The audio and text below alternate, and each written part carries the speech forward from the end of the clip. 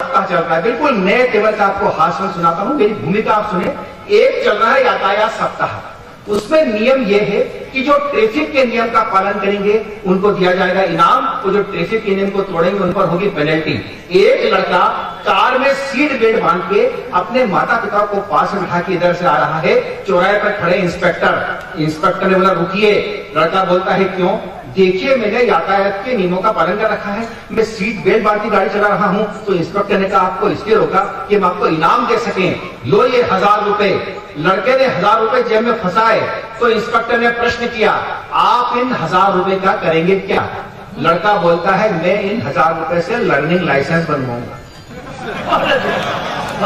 ये नियम का पालन है। मेरा कविताओं का तेवर अलग है, आप मेरी तरह सुनेंगे तो आपको बहुत आनंद आएगा। सुने आप मन लगा के, इससे इन 1000 रुपए से लर्निंग लाइसेंस बनवाऊंगा। तो पास में बैठे थे उसके पिताजी ने बोला इंस्पेक्टर इसकी बात का भरोसा मत करना, एक तो दारू पी के झूठ बोलता है और इसको रातों रात को 7 बजे बाद देखते ही नहीं, लाइसेंस बन ही नहीं सकता। और माँ की बात पर शायद आप मुझे थोड़ा मेरा समर्थन करेंगे। माँ ने कहा मैंने तुम दोनों को बोला था ना कि तुम चोरी की कार से बहुत दूर तक जा नहीं पाएंगे। मेरी बात ये आप तक पहुंची है तो मैं आपको नए तेवर की, आप बहुत तरह के हास्य सुनते हैं लेकिन मेरे तेवर का हास्य सुनेंगे। मेरा दावा तो नहीं है पर मेरा विश्वास है आपको बहुत जल्द याद रहेगा। लोग पुलिस पर व्यंग करते हैं कि पुलिस वाले रिश्वत लेते हैं, मैं इस बात का विरोध करता हूं। उल्टे एक बार मैंने एक पुलिस वाले से 5000 रुपए ले लिए। 5000 मैंने ले लिए। हुआ क्या कि उज्जैन के घंटाघर चौराहे पर मैंने अपनी कार कर दी रॉन्ग साइड पार्क। एक पुलिस वाला या चालान बनेगा, मैंने देखा कि ठीक है मुझसे गलती हुई तो आपकी जो चालान बुक में उस पर रसीद काट दीजिए, जो आपका न्यूनतम शुल्क होता है 440 रुपए। उसने बोला नहीं रुपए लगेंगे 5000। मैंने कहा देखो श्रीमान मैंने आज तक नहीं सुना कि रॉन्ग साइड कार पार्किंग के 5000 लगते हैं, लेकिन आप कहते हैं तो मैं क्या कर सकता हूं, मैं तो 440 दे सकता हूं। मैंने रुपए लगेंगे 5000। मैं अड़ गया। मैंने कहा ठीक है हम भी कवि अपनी हिंदी भाषा कवि और कविता वाली बुद्धि से काम लेते हैं। मैंने कहा ठीक है मैं आपको रुपए 5000 ही दूंगा, पर चालान बुक पर आपको मेरा सही नाम हिंदी में लिखना पड़ेगा। उसने कहा बहुत सरल है, लिख लेंगे। मैंने खरी पक्की की 2 बार, नहीं लिख पाएंगे। उसने कहा लिख लेंगे। मैंने फिर पूछा नहीं लिख पाएंगे। उसने कहा लिख लेंगे। मैंने कहा लिख, मेरा नाम प्रद्युम्न प्रांजल। प्रद्युम्न प्रांजल। वो पेन रखे और उठाए, पेन रखे और उठाए, पर भगवान की कसम लिख नहीं पाए। बोले बहुत कठिन नाम है, अपने बाप का नाम बताओ। मैंने कहा तू मेरे तो लिख नहीं पाना। थोड़ा मेरा मूड बनाना, चेतन करना मुझे। मैं आपके बीच में अच्छी कविता सुनाने, अच्छे हास्य सुनाने आया हूं। मैंने कहा नहीं लिख पाएगा पिताजी का नाम। उसने कहा लिख लेंगे। मैंने फिर खरी पक्की की आखिरी बार बंजारा जी मैंने कहा नहीं लिख पाएंगे। उसने कहा लिख लेंगे। मैंने कहा लिख, मेरा प्रद्युम्न, पिताजी का लिख द्रुपद दष्टदुम्न। हाथ में लाठी थी वो कसी, मुझे लगा कि 7 रात टिकाए बिना भाई साहब को मोक्ष प्राप्त नहीं हुआ। तो मैंने ठंडा करने की गरज से कहा भैया हमारे घर में एक 82 वर्ष के दादाजी हैं, उन्होंने हम बाप बेटों के कठिन नाम रखकर हमारे परिवार को मुश्किल में डाल दिया है। किंतु जैसे मैं बोला किंतु तो वो मुस्कुराया, सोचा सरल नाम आया। उसने लाठी से हाथ हटाया तो पेड़ उठाया तो मैंने उसको लिखा। मैंने लिख मेरा प्रद्युम्न, पिताजी का लिख द्रुपद दष्टदुम्न, दादाजी का लिख वक्रतुंड येदुरप्पा वेल्ली रायडू। हाथ में लाठी थी वो फिर कैसे? मैंने कहा अब क्या हुआ? बोले ये काम तुम्हारे दादाजी का नहीं है, जरूर तुम्हारे कोई कुल गुरु हैं, उनके ही नाम बता दे भैया। मैंने कहा लिख ले याद जीवन का सरसैया। बोले हे भगवान तू कौन से स्कूल में पढ़ा है? मुझे लेना हे भगवान तू कौन से स्कूल में पढ़ा? मैंने कहा स्कूल लिख हेमाद्री त्रिकुल। कहा है? मैंने कहा त्रिकुल कहा है? मैंने कहा कृष्णापल्ली में मल्लम पल्ली गली तेरी भक्ति जल्दी।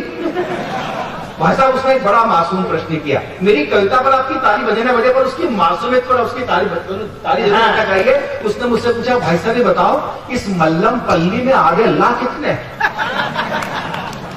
मैंने कहा 7.5 बटे 2 भागे 3। उसने फिर निकाली चालान बुक। बोले कोई बात नहीं, मैंने लिख पाया तो कोई बात नहीं, आप माफीनामा लिख के दो। मैंने कहा देखो सिपाही मियां मैं इतनी देर से कोशिश कर रहा हूं तो आप लिख नहीं पाए, और भगवान की सौगंध खा के बोलता हूं अब मैं लिखूंगा आप एक लाइन नहीं पढ़ पाएंगे।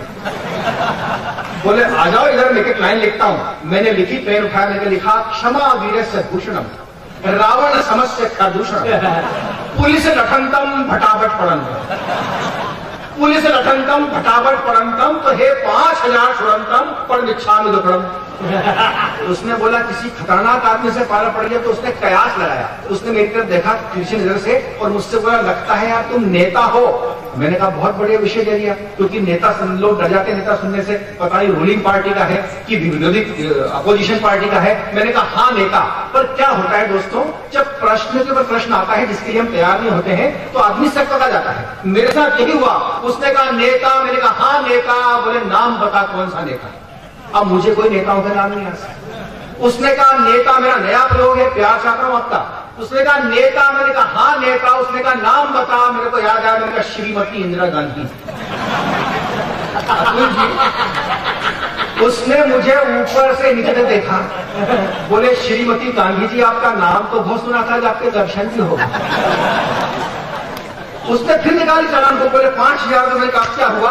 बोले मुझे लगता है कि तुम यार वकील हो। मैंने कहा ये और अच्छी बात कर दी मैंने। वकील कहने से आदमी संविधान कानून की जानकारी रखता है तो लोग शायद डर जाते हैं। मैंने कहा हाँ वकील, लेकिन वही प्रश्न के ऊपर प्रश्न आता है तो आदमी सकपा जाता है। बोले आपको कानून और संविधान की जानकारी है? अपन बोलते हैं ना फ्लो में। बोले अरे कानून संविधान तो अपन जेब में रख के चलते हैं। तो उसने मुझे दिखाई लाठी, निकाल तेरी जेब से संविधान। अब भाई साहब मेरी जेब में कौन सा संविधान और किसकी जेब में कौन सा संविधान हो सकता है? मैंने झूठ मूठ हाथ डाला तो एक LIC की रसीद निकल गई, जिसमें LIC के कानून नियम, कानून कब खुलता है बंद होता है, क्या नियम है, कैसे पैसे देना पड़ता है, उसको लिखे हुए। अब LIC की रसीद, उसमें उनको साहब लो भाई साहब पढ़ लो। तो मुझे कॉलर करके खींचा, ये संविधान तू पढ़ के भी सुना। अब इस LIC की रसीद में से संविधान पढ़ रहा हूं दोस्तों। महाकाल के शहर से आपके सांवरिया सेठ के शहर में आया हूं। मेरा शिल्प नवीन लगे, नूतन लगे और आपके भाव को भाए तो मेरा समर्थन करना, ताकि आपका प्यार लेकर अपने शहर जा सकूं। भारतीय दंड विधान में गलत जगह कार पार्क करने के जुर्म में दंड संहिता 25 की उपधारा, 342 की प्रमुख धारा के 7 में परिशिष्ट के 8 में परिशिष्ट के चतुर्थ सेक्शन में उल्लेखित कृपया महादिसंबर की किस्त जमा करें।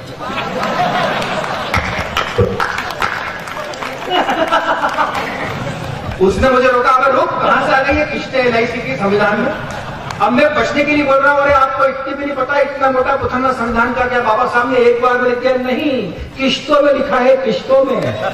बोले हाँ बिल्कुल सही, आगे बोलो क्या लिखा है? आगे सुनो आप। उपरोक्त सभी अतः अपराध क्रमांक 7/24 के तहत दर्ज मत क्रमांक 27/2 के अनुसार मृतक की विधवा को घर जाकर चेक प्रदान किया जाएगा। अरे बोले संविधान पढ़ रहा हूं? मैं संविधान ही पढ़ रहा हूं। आगे क्या लिखा, आगे सुनो। उपरोक्त सभी नियमों के परिवार में समाधान के लिए सभी धाराओं, उपधाराओं, नियमों, तारांकित बिंदुओं के लिए हमारे कार्यालय 78 जवाहर मार्ग पर संपर्क करें। अरे बोले कहां से करना? संविधान नाराज हो गया। बोले संविधान में कहां लिखा है 78 जवाहर मार्ग? उसकी नाराजगी पर मैं भी नाराज हो गया। मैंने कहा आपको इतना भी नहीं पता, जब बाबा भीमराव अम्बेडकर संविधान लिख रहे थे तो जवाहरलाल नेहरू 78 नंबर कमरे में बैठे थे। आगे क्या है? आगे लिखा है दो लेन देन का समय 2 पर 3:30। पसीने पसीने हो गए। बोले मेरे 5000 पैसे लिए, मैं बात बता दूं तो मोहर लगाना, आपकी तालियों की मोहर लगे। बोले हे भगवान तू मुझे पागल कर देगा, तू यहां से जाने का क्या देगा? मैंने तूने बुरे कर दिए मेरे हाल। तो मैंने कहा फिर तू 5000 निकाल। लेकिन दोस्तों हम कविता पुलिस के पक्ष में पढ़ते हैं, तभी उसी पुलिस वाले ने मुझे पास में बुलाया, पास में बुलाकर सारे कठिन शब्दों को पढ़ लिख के बताया। बोले कविवर, एक कवि कठिन से कठिन शब्द गढ़ सकता है, लेकिन दुनिया में जो पुलिस वाले पढ़ सकते हैं दूसरा और कोई नहीं पढ़ सकता है। 3 तक देता हूं दोस्तों, और हर तक पर आपकी तालियां आंतरिक सुरक्षा के सैनिकों के सम्मान में जाए। अरे संसद में घुसते आतंकवादियों के मंसूबे पढ़कर अपनी जान पर खेल जाना हम पुलिस वालों की सच्ची पढ़ाई है। और मुंबई में ताज की लाज बचाने में खून से शहादत की इबारत लिखना हम पुलिस वालों की सच्ची लिखाई है, और हमने इसकी फीस भी चुकाई है। अरे मुंबई में आतंकवादी कसाब को जिंदा पकड़ने में सिपाही तुकाराम ओमले ने 19 गोलियां अपने सीने पे खाई है। और इन सैनिकों के सम्मान में आखिरी पंक्तियों पर आपकी तालियां उनके सम्मान में जाए। और हमारा संविधान के बारे में मेरा इतना ज्ञान है, आतंकवादियों की गोली खाकर हम देश पर होते कुर्बान हैं। दिल में बच्चों का ख्याल और होठों पे हिंदुस्तान है, और आपके बच्चों की चौकसी में 24 घंटे तैनात रहना हम पुलिस वालों का एकमात्र संविधान है, एकमात्र संविधान है।